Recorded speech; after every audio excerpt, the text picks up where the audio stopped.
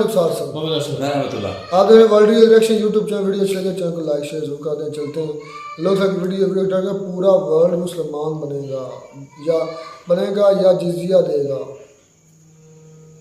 पहले देखते हैं वीडियो फिर देते हैं इस पर एक्शन। नमस्कार दोस्तों, डीडी रेड के एक और रिएक्शन वीडियो में आप सभी का स्वागत है। मैं हूं आलोक। तो आज जो वीडियो लेकर आए हूं वो परफेक्ट रिएक्शन का है। TLP protest against Israel, Pakistani come out against Israel. अच्छी बात है, ये तो सब हम जानते हैं, लेकिन टीएलपी का क्या कहना है इस पर? क्योंकि टीएलपी तो आपको पता ही है कि भाई वो इस्लामिक राष्ट्र बनाना चाहती है पाकिस्तान को। तो चलिए देखते हैं भाई कि टीएलपी का इस पूरे मामले पर, इजराइल और पैलेस्टाइन के इशू पर क्या कहना है। अस्सलाम वालेकुम जी। वालेकुम सलाम। जी आपका नाम?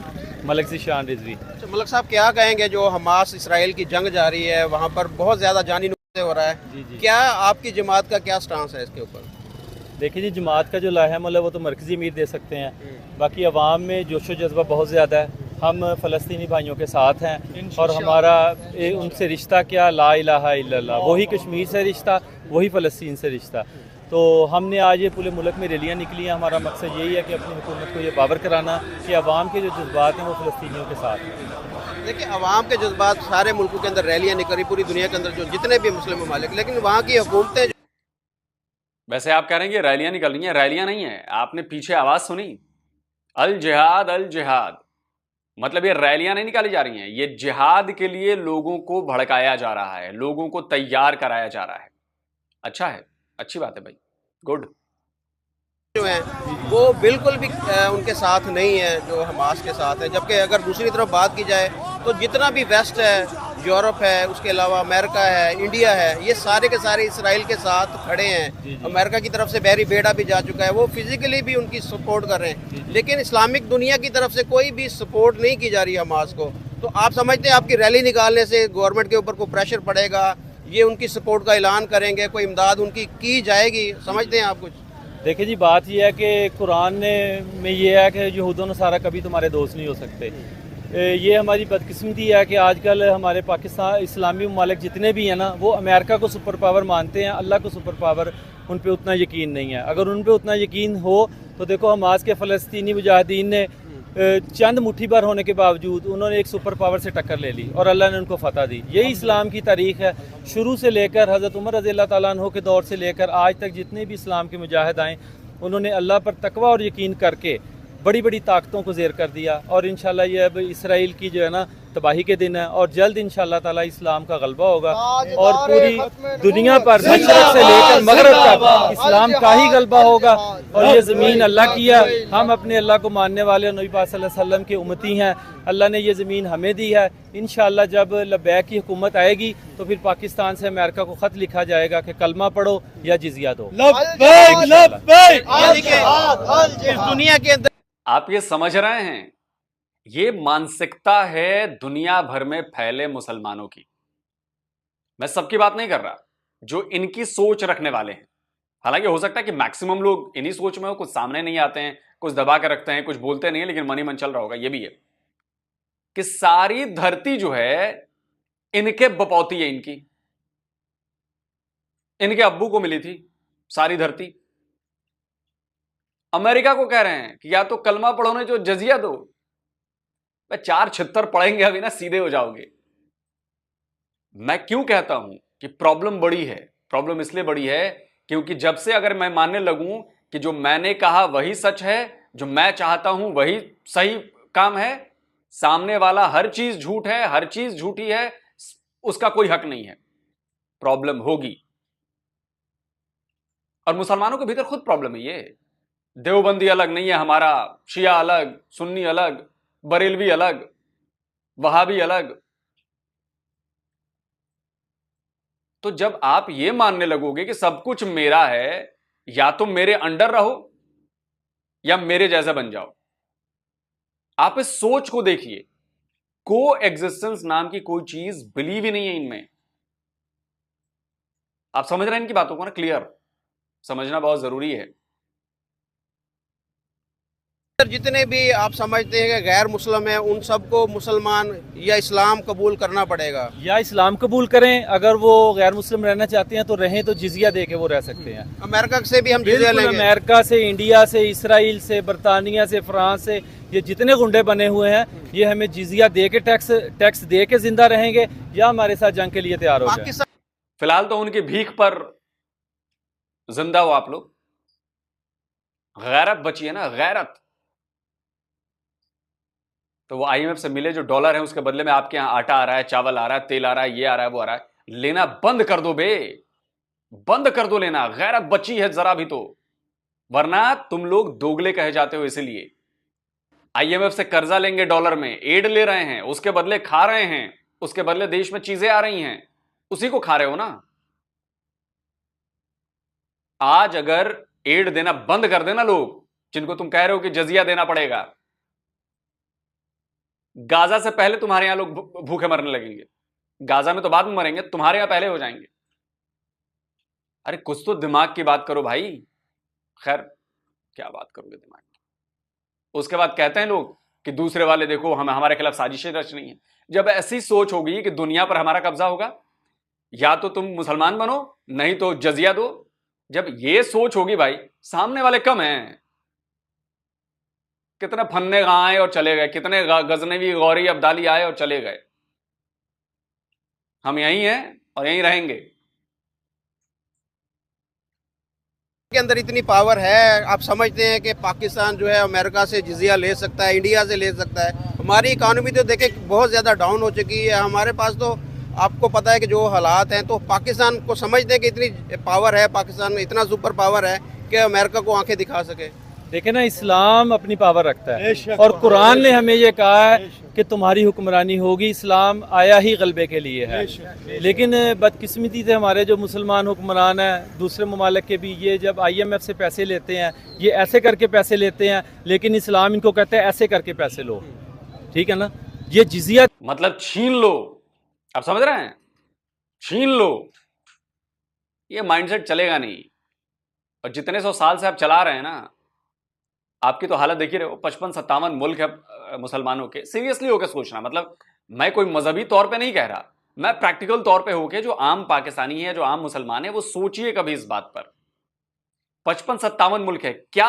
अब देखिए जो बातें इन्होंने कही है, यही बात किसी दूसरे धर्म वाला कहे, किसी दूसरे मजहब वाला, दूसरे रिलीजन वाला कहे कि सारी दुनिया पर हम कब्जा करेंगे, सारे मुसलमान या तो उस धर्म में तब्दील हो जाओ या फिर हमें टैक्स देना, हमारा तो हक है, हमें मांगना नहीं है, तुमसे छीन लेना है। आप जो ये बातें इन्होंने कही हैं, आप ये जस्ट इसमें पलट दें कि ये एक मुसलमान ने बातें कही हैं, अब इसमें किसी भी रिलीजन वाले को फिट कर दें और उसके बाद देखिए कि आप पर उसका क्या रिएक्शन होता है। कि जब आपके सामने ऐसी बातें कही जाएंगी तो उसका रिएक्ट आप कैसे करोगे। बस इतना ही सोचना है। बाकी मजहबी होकर सोचते रहो। सामने वाले भी खाली तो बैठे नहीं है भाई, लठ उनके पास भी है, लठ आपके पास भी है और लठबाजी हो रही है। तो 55-57 मुल्कों में जो इस्लामिक देश हैं, उनमें ज्यादातर की हालत देख लो आप। 5-7 मुल्क, 10 मुल्क छोड़ दो, बाकियों की हालत देखो कैसी है। गरीबी, एजुकेशन नहीं, अच्छी जिंदगी नहीं, खाना नहीं, पानी नहीं, लड़ाइयां, मार काट, यही सब चल रहा है।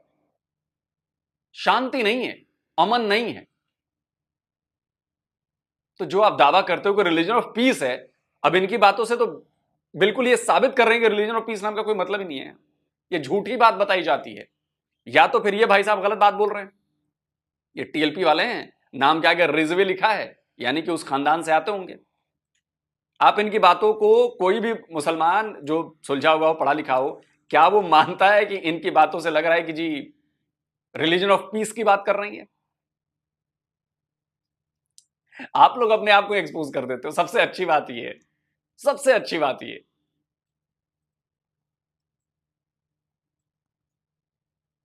आंख से भी देख लें, इनको पता होगा कि पाकिस्तान एटमी पावर है और इस्लामी एटमी पावर एक ही है, वो पाकिस्तान है। और अल्लाह ने अपने हबीब नबी पाक सल्लल्लाहु अलैहि वसल्लम के सदके हमें एटम बम दिया, वो इस्लाम की हिफाजत के लिए दिया, ना कि ज़मीन के खित्ते की हिफाजत के लिए दिया। खित्ते अबे एटम बम उइगर मुसलमानों को दाढ़ी नहीं रखने देता, रमजान नहीं पढ़ने देता, मस्जिदों को टॉयलेट बनाता है, 10,000 से ज्यादा मस्जिदों को जो तोड़ चुका है, उस चाइना ने दिया है तुम्हें।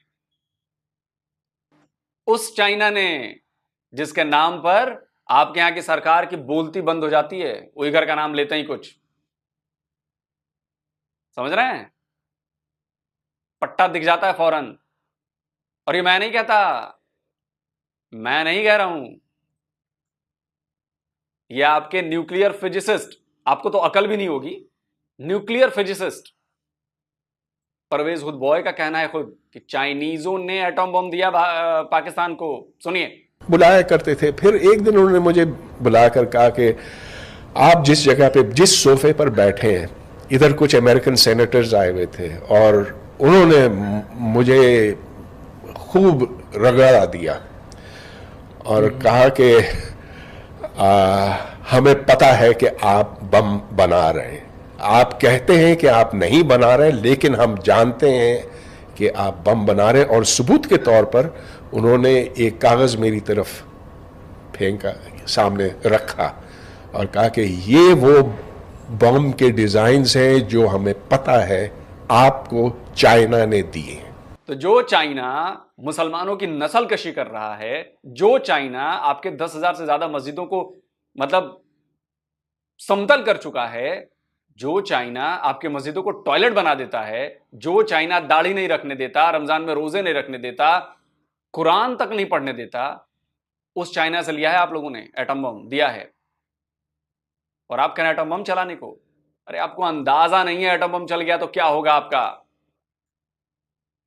आपका ऊपर वाला भी आपको बचाने नहीं आएगा। एटम बम चल गया अगर कहीं, तो हम तबाही देख चुके हैं एटम बम की, वर्ल्ड वॉर 2 में, जापान में, हिरोशिमा और नागासाकी।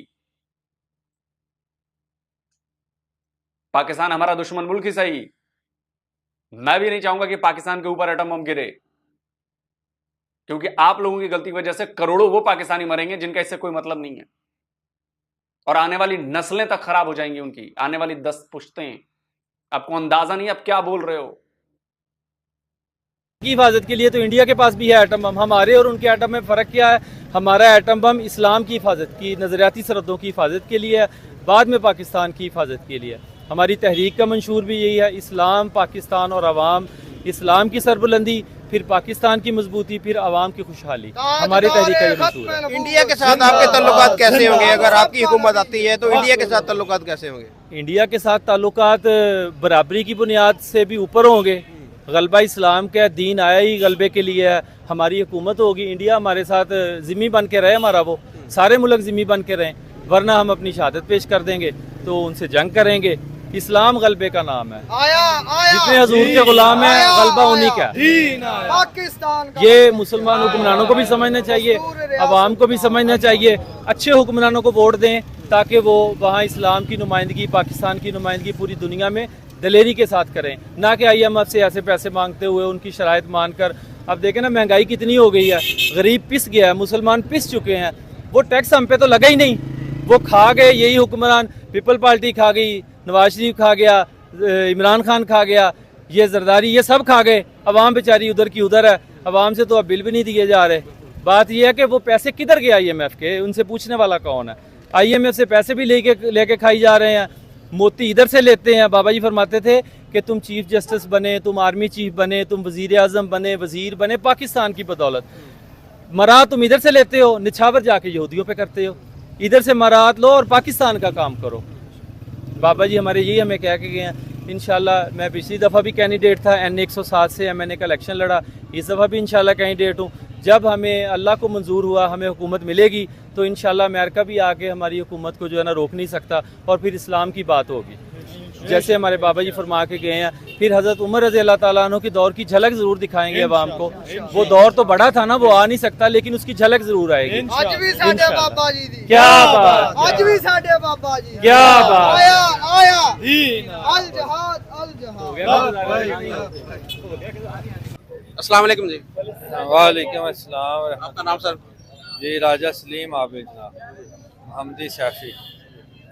सर आज के दिन के हवाले से आप जो रैली निकाली है, कुछ इसके ऊपर बताएं। हमास और जो इसराइल की जंग वहाँ पर हो रही है, क्या कहना चाहेंगे इसके ऊपर?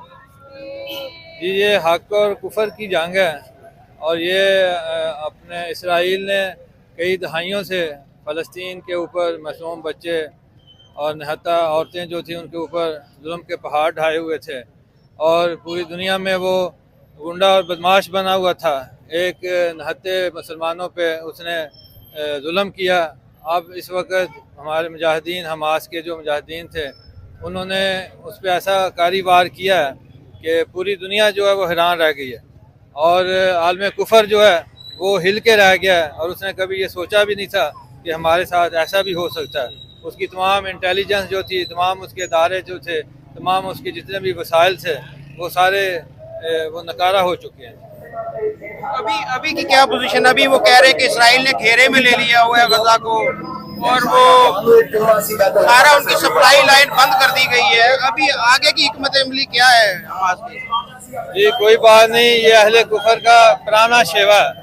इमाम अली मकाम का भी पानी बंद किया था उन्होंने, ये उन्हीं की नस्ल में से हैं और मुसलमान कभी इस बात से नहीं घबराया कि उसका पानी बंद हो गया, उसको खाने के लिए नहीं मिल रहा। मुसलमान ये समझता है कि जो असल पावर है वो इस्लाम की पावर है और वो दीन की पावर है और इसी पावर के साथ फ़लस्तीन वाले जो हैं वो खड़े हैं और इंशाअल्लाह ताला दुनिया देखेगी कि वो बड़े बाइज़्ज़त तरीके से इस मुसीबत और परेशानी से निकलेंगे। इस वक्त तो इसराइल को अपनी पड़ी हुई है कि आज वो उसने कभी ये बात सोची नहीं थी कि हमारे साथ ऐसी हो सकता है। अभी तो वो निज़ा की हालत में है और कभी अमेरिका से, कभी इंग्लैंड से, कभी पूरे यूरोप से वो मदद मांग रहा है और उस पूरी जो आलम कुफर है उधर जा रहा है। आपने देखा होगा कि कल इंग्लैंड का उधर वज़ीर खारजा गया और उसके साथ क्या हुआ, उसने भाग के अपनी जान बचाई और कमरे में छुप के अपनी जान बचाई। तो इंशाअल्लाह ताला दीन जो है, दीन गालिब आएगा इंशाअल्लाह ताला। जैसे कि पूरा जो आप बोल रहे, पूरी दुनिया इसराइल के साथ खड़ी हो रही है, तो पाकिस्तान की तरफ से हम सिर्फ रैलियां निकालेंगे या पाकिस्तान की तरफ से कोई इमदाद भी, यहाँ से कोई मुजाहिदीन, कुछ असला, कोई इस तरह की चीजें भी हम उनको भेज रहे हैं? देखें जी, पाकिस्तान में इस वक्त लब्बैक की हुकूमत नहीं है। आप ये तो बात जो है वो साहिब इक़्तिदार जो लोग हैं आप उनसे पूछ सकते हैं, लेकिन हमारा ये मिशन है, हमारा कौल है, हमारे बाबा जी का ये फरमान है कि जब लब्बैक की हुकूमत आएगी तो इंशाअल्लाह ताला कश्मीर भी आज़ाद होगा, फ़लस्तीन भी आज़ाद होगा, बर्मा भी आज़ाद होगा। तो यही सपना लिए लिए बाबा जी भी चले गए, बाबा जी के चेले चपाटे भी चले जाएंगे। और अच्छा है यार, देखो पाकिस्तानियों, बड़ा अच्छा मौका आया है आप लोगों के पास। जो आप कहते हो ना कि हम लोग दीन से दूर हो रहे हैं, हम लोग ऐसे हो रहे हैं, हम लोग वैसे हो रहे हैं, हम ये करना है, तो लब्बैक वालों को ले आओ, जिता दो, भयंकर मेजोरिटी से जिता दो। लब्बैक वाले सरकार बना लेंगे तो आपकी दीन से दूरी भी खत्म हो जाएगी। लब्बैक वाले ले आएंगे, बिल्कुल इस्लामी राष्ट्र बना देंगे, तो आप लोगों के लिए उससे बेहतर और कोई चीज होगी नहीं। भाई इस्लामी राष्ट्र अगर बन जाएगा तो यही तो आप चाहते हो, तो इससे बेहतर चीज होगी नहीं। उसके अलावा लब्बैक वाले जो हैं वो पूरी दुनिया को सीधा कर देंगे और जो मकसद है कि भाई पूरी दुनिया को इस्लाम में कन्वर्ट करा देना है, वो भी करा देंगे वो। तो भाई आपके लिए तो मैं कह रहा हूं कि लब्बैक वालों से बेहतर आप लोगों के पास कोई पार्टी ही नहीं है। और आप लोग ऐसी पार्टियों को मतलब छोड़े हुए हो, आप लोग जिता नहीं रहे हो। पाकिस्तान की 22-25 करोड़ आवाम, सुनो, ये तुम्हारे रहनुमा हैं, यही ठीक कर सकते हैं। और मैं चाहता हूं कि भाई जल्दी से लब्बैक वाले उनको जिताओ और पाकिस्तान की सत्ता पर लब्बैक वाले आकर बैठें, तब आएगा मजा। तब देखेंगे हम भी किससे कौन जजिया टैक्स ले रहा है ना। जजिया टैक्स हम भी देखेंगे कौन ले रहा है और कौन पूरी दुनिया पर काबिज कर लेगा। जमीन तो ऊपर से लिख के आई है ना, पूरी धरती आपकी है। जी हां, बाकी तो ऐसे सब आपकी सेवा करने के लिए बने हैं। सही बात है, उसका भी फैसला हो जाएगा। और अगर कुफार वालों का गुरूर ज्यादा हुआ तो वो टूटेगा, अगर इस्लाम वालों का गुरूर ज्यादा हुआ तो वो भी टूटेगा। दोनों में से कोई एक चीज होगी ना। तो अच्छा है भाई, इसको ले आओ यार। तुम लोग क्या कर रहे हो यार, क्या कर रहे हो आप लोग? ले आओ इनको, लब्बैक वालों को भाई, जल्दी ले आओ। और मेरा तो भाई सबसे बड़ा सवाल यही है कि भाई किसी का इंतजार क्यों करना है? फौरन जाइए। आप हमास को सपोर्ट कर रहे हैं ना। आप हमास एक आतंकवादी संगठन है, आप लोग माने या ना माने, खैर उससे कोई फर्क नहीं पड़ता क्योंकि आप लोग तो वैसे भी नहीं मानेंगे। तो मत मानिए भाई। अब एक बात बताता हूं, आपके यहाँ के एक पुलिस वाले, एक इंस्पेक्टर साहब, समझ रहे हैं, आपके यहाँ के एक इंस्पेक्टर साहब तैयार हो गए, उन्होंने अपने अफसर को वो लिख दिया, चिट्ठी लिख दी, बोले कि जी मैं तो जाऊंगा हमास में शामिल होने और मैं फिलिस्तीन के लिए लड़ूंगा और मैं अपनी सैलरी का एक हिस्सा भी दूंगा। उनके साथ पता है क्या हुआ है? नौकरी से हटा दिया गया, उनको बर्खास्त कर दिया गया। पाकिस्तान में हुआ ऐसा, बर्खास्त कर दिया गया। फौरन इसके खिलाफ मुझे लगता है कि रैली निकलनी चाहिए, लोगों को सड़क पर आना चाहिए, विरोध प्रदर्शन करना चाहिए और जबरदस्त तरीके से करना चाहिए। ठीक है, एक बात हो गई। दूसरी बात, जो आपकी वो संस्था है जमातुल समथिंग है ना, JUIF, उसने तो क्लियरली कहा भाई कि भाई हम जो है हमास को फाइनेंशियल सपोर्ट करेंगे, मतलब हमास को हम पैसे भेजेंगे, हमास की फंडिंग करेंगे, और क्लियरली कहा है। तो भाई तैयार रहिए भाई, FATF की लिस्ट आपका वेट कर रही है, बहुत जल्दी आप लोग जाने वाले हैं। आप लोग ऐसे ऐसे एक्शन कर रहे हैं ना कि जाने वाले हैं। अब इस तरह से खुलेआम दावा किया जाएगा कि भाई हम हमास को फंडिंग करेंगे, हमास को पैसे देंगे, तो भाई FATF में जाना तय है। इसके खिलाफ कोई साजिश नहीं है, सब आपकी करतूतें हैं। ठीक है, अब आता हूं मैं एक और खबर पर। बड़ी ध्यान से खबर आप सुनिएगा, ध्यान से खबर मैं सुना रहा हूं आपको, ध्यान दीजिएगा। फिलिस्तीन के जो प्रेसिडेंट एक तरह से कह लें, फिलिस्तीन के जो प्रेसिडेंट कह लें एक तरह से, महमूद अब्बास नाम है उनका, महमूद अब्बास। ध्यान से सुनिएगा उनका क्या बयान आया है, मैं बहुत इंपॉर्टेंट बात बताने वाला हूं। उन्होंने हमास के द्वारा जो काम किया गया, इजराइल पर अटैक किया गया, उसको कंडेम किया है, उसकी निंदा की है और कहा है कि हम हमास का इन जो अटैक्स हुए हैं उनमें हम उनका समर्थन नहीं करते हैं। और यह मैं कोई झूठी खबर नहीं दे रहा, बिल्कुल सच्ची खबर दे रहा हूं। अब आप बताइए कि जब फिलिस्तीन के अथॉरिटी प्रेसिडेंट महमूद अब्बास ही जब हमास का साथ नहीं दे रहे हैं, वो भी तो फिलिस्तीनी हैं, वेस्ट बैंक पर उनका शासन है, और आप दे रहे हो हमास को सपोर्ट। गौर करने वाली बात है, गौर करने वाली बात है। बहुत सारे रिएक्शन चैनल वाले ये लोग देखेंगे, आप देखिए, फिलिस्तीन के अथॉरिटी प्रेसिडेंट ही हमास को सपोर्ट नहीं कर रहे। उनका जो बयान है सुनिए कि the policies and actions of Hamas do not represent the Palestinian people, मतलब कि जो हमास ने किया है और जो उसकी पॉलिसीज हैं वो फिलिस्तीन के लोगों को रिप्रेजेंट नहीं करती है। और policies programmes decision of the Palestine liberation and it is the policies programmes and decision of the Palestinian liberation organisation that represent the Palestinian people as their legitimate and sole representative. और फिलिस्तीन को जो हक है, जो सही में उनके प्रतिनिधित्व करते हैं, जो प्रतिनिधि हैं, वो पैलेस्टीनियन लिबरेशन ऑर्गेनाइजेशन यानी PLO है। अब सोचिए, अब आप कहेंगे नहीं नहीं इसमें तो गद्दार हो गया, तो भाई गद्दार कर दो, अब उनको गद्दार कर दो। और देखिए मैं क्यों कहता हूं कि पाकिस्तानी अकल से पैदल हैं, सारे नहीं, मैक्सिमम। मैं फिर कह रहा हूं, पढ़े लिखे होने में और पढ़े लिखे जाहिल होने में और जाहिल होने में फर्क होता है। समझ रहे हैं? तो जी जो हमास है उसको किसने किसने टेररिस्ट ऑर्गेनाइजेशन घोषित किया है? अमेरिका ने, यूरोपियन यूनियन ने और दूसरी कई कंट्रीज ने।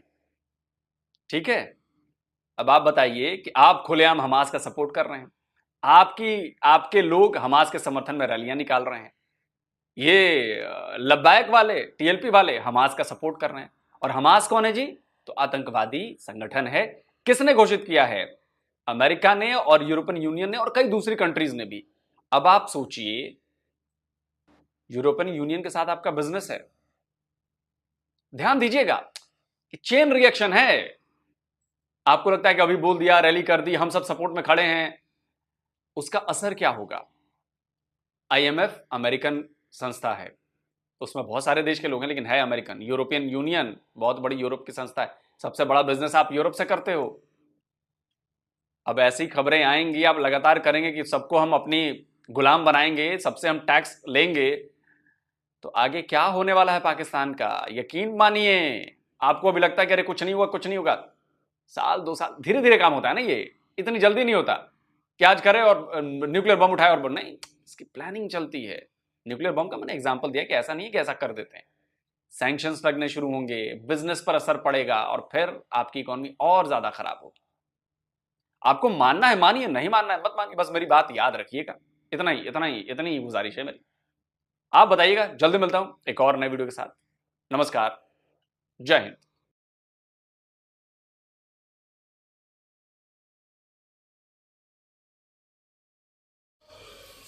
तो जी वीडियो होगी ख़त्म। वीडियो का जो टॉपिक था बड़ा इंटरेस्टिंग था कि पूरा वर्ल्ड मुसलमान बनेगा या जिजिया देगा।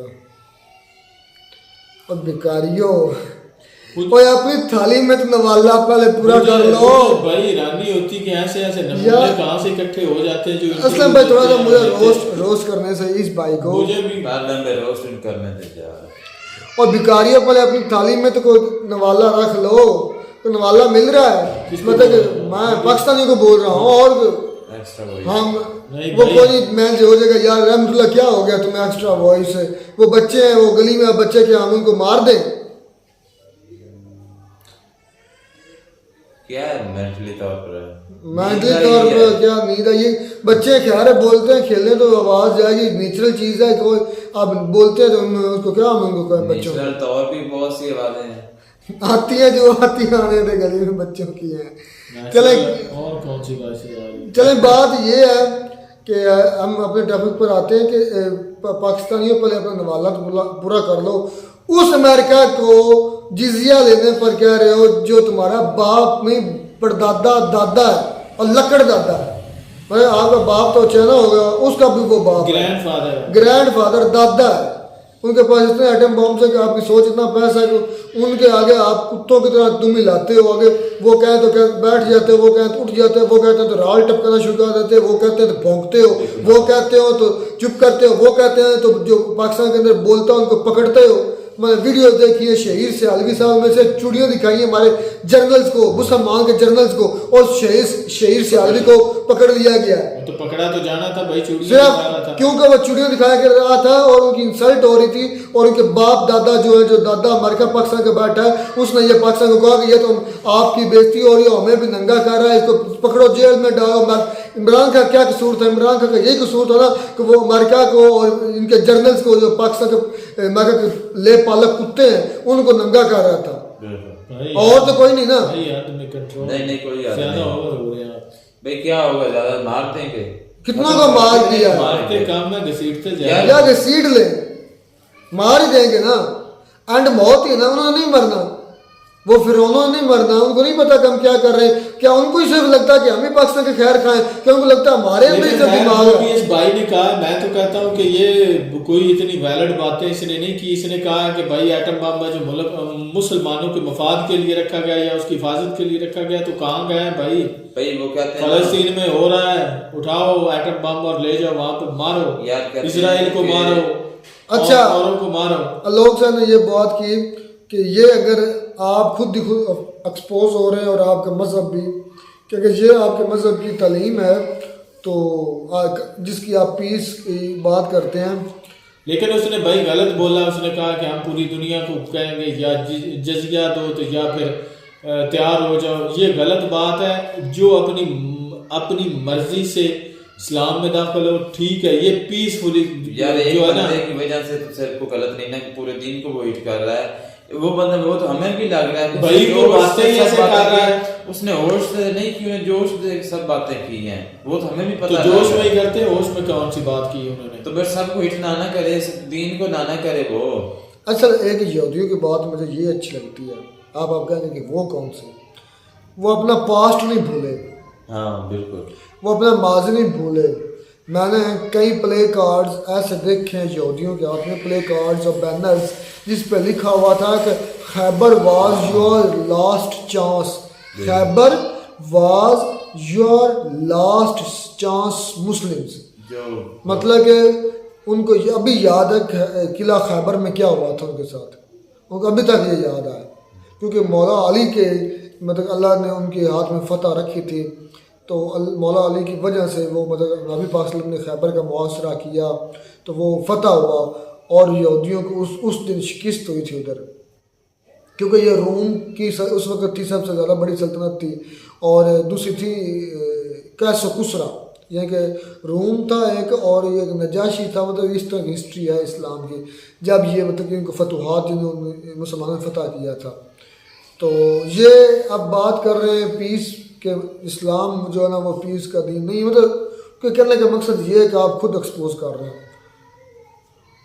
अच्छा, जब अंग्रेज़ों ने हिंदुस्तान पर हमला किया, 1857 की वॉर लड़ी गई, उसके बाद क्या अंग्रेज़ों ने हिंदुओं, मुसलमानों, सिखों, क्रिश्चियंस जितने भी हैं उनसे टैक्स नहीं लिया था? टैक्स नहीं लेते थे भाई। टैक्स का निज़ाम कौन लेकर आया था? अंग्रेज लेकर आ रहे ना।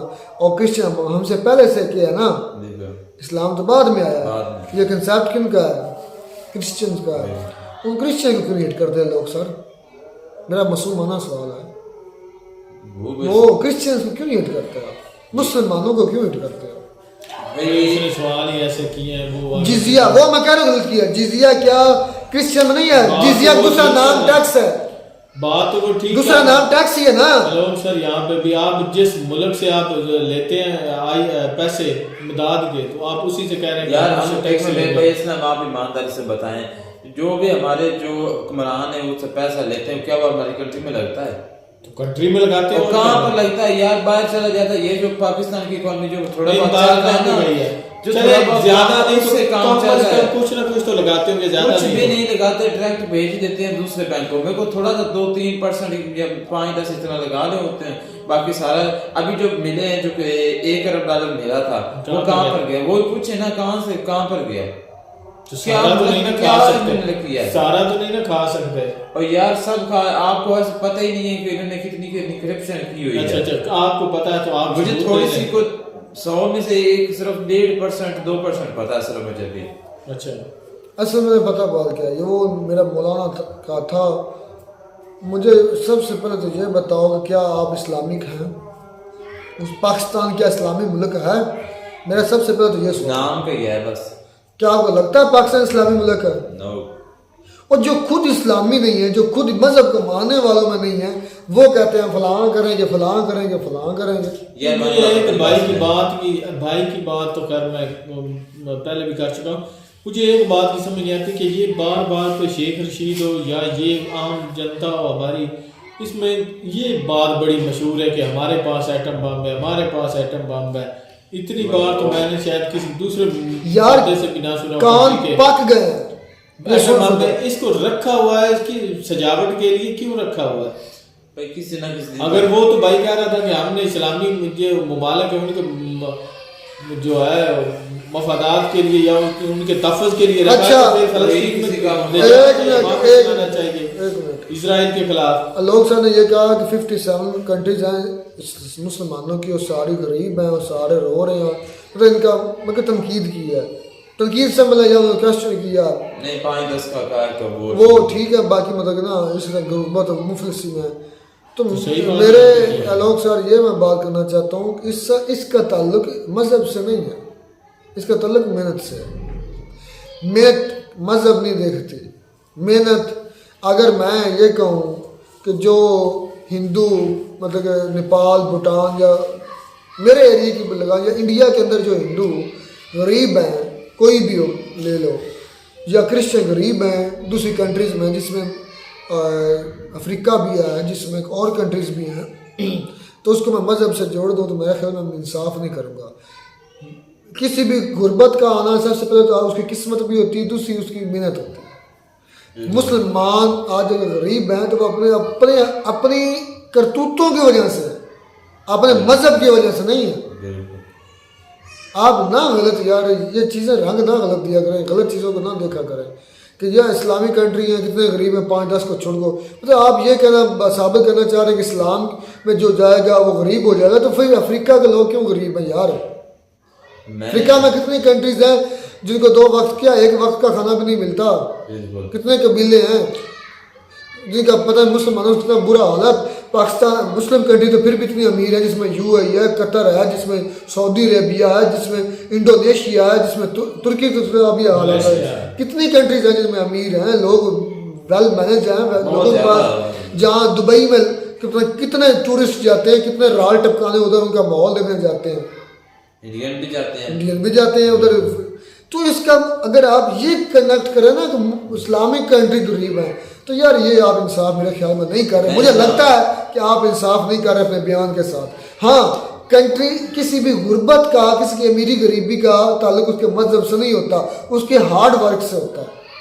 हम लोग हार्ड वर्क नहीं है जिसकी वजह से हम पीछे रह गए। इंडिया आज क्यों तरक्की कर रहा है? इंडिया के लोग मेहनत कर रहे हैं, वो तरक्की करेगा जो। और ये हमारे रब का फैसला, हमें कुरान में वाज़ह बता दिया गया है कि मेहनत करोगे तो कामयाब होगे, मेहनत नहीं करोगे तो आप कलमा गो भी होगे तब भी आप मतलब के पीछे रह जाओगे। जब हमें फैसले पता है सारे, इसके बाद फिर इन्होंने ये कहा कि लोग मुसलमान कंट्री पीछे। भाई हमें सारा पता है मुसलमान कंट्री पीछे हैं, और ये भी पता क्यों है, और ये कुर्बे क़यामत की सारी निशानियां हैं। बिल्कुल, नो डाउट। और ये भी कहा गया कि आप पर जो गैर मुस्लिम उंगलियां उठाएंगे, हंसेंगे, हावी होंगे। और ये हम देख रहे हैं अपनी आंखों से, उंगलियां भी हम पर उठ रही हैं, हम पर हावी भी हैं, मतलब हम पर उनका रोब दबदबा भी है। तो ये तरह से चीज़ें हमें बता दी गई हैं। देखो अचंभे की बात नहीं है, या कोई मेरिकल नहीं हो रहा, ये कोई नई बात नहीं हो रही, ये कोई मेरिकल नहीं है। ये हमें पहले बता दिया गया कि अगर ये काम करोगे तो ऐसा हिसाब होना और वो हो रहा है। जिस तरह कहते हैं ना, हिट करता है आलोक अंकल 1400 साल, हर बात 1400 साल पीछे। तो हम ये तुम्हारी साइंस को ये तुम्हें बताना चाहते हैं कि ये 1400 साल पहले जो बातें हमें बताई गई वो आज सच साबित हो रही हैं। और आप हमें मत सिखाएं, लेकिन हम उस किफायत की बात को मानते हैं कि उसने गलत की है, लेकिन आप उसकी वजह से तमाम इस्लाम को आप हिट कर रहे हैं, मुसलमानों को नहीं, डायरेक्ट आप मजहब को हिट कर रहे हैं। मजहब की बुनियाद पर आप लोगों को बुरा भी कहा, मजहब की बुनियाद पर आपने तमाम कंट्री को भी कहा। यार हम भी तो गंदे हैं ना रहमतुल्लाह, हम नहीं हद हराम है, हराम खोर हो चुके हैं, हम हरामी हो चुके हैं, हमें जो हराम का लुकमा हमारे मुंह को लग चुका है, ये चीज हकीकत है। ये तो हकीकत है। और इंडिया तरक्की क्यों कर रहा है? इंडिया के लोग मेहनती हो चुके हैं, जो बात सच है वो बोलो। बिल्कुल, इसका मजहब से तल्लुक नहीं है। बिल्कुल भी। इंडिया के अंदर जो मुसलमान अमीर हैं, क्या वो फिर उनका मजहब से तल्लुक जोड़ दे कि यार इंडिया के अंदर भी अमीर लोग हैं? हमारा भाई, हमारे मुल्क जो है ना, इनकी गरीब होने की वजह ये है कि हमारे मुल्कों में मैनेजमेंट नहीं है, मिस मैनेजमेंट है, जिसकी वजह से इनमें कोई ये बात ये असलम भाई कंक्लूड अगर करें ना, यही बात है। जब तक हम जो है ना ज़माने के साथ नहीं चलेंगे, मैं ये नहीं कह रहा कि आप बिल्कुल मतलब मेहनत करें, इन टेक्नोलॉजी को अपनाएं, आईटी में तरक्की करेंगे तो आप तब दुनिया के साथ सर्वाइव कर सकेंगे। मैं ये नहीं कह रहा कि इस्लाम छोड़ दें, मैंने एक मरतबा भी नहीं कहा कि उसकी कमानी भाई वो भी करें। हमारे रब ने, हमारे नबी ने तो ये वाज़ेह फरमाया कि आप दुनिया दीन दोनों साथ साथ लेकर चलें, और वो सबसे बेहतर इंसान है जो दुनिया दीन को साथ साथ लेकर चलता है। मिलता है नई वीडियो में, तब तक दीजिए इजाज़त, अल्लाह हाफ़िज़।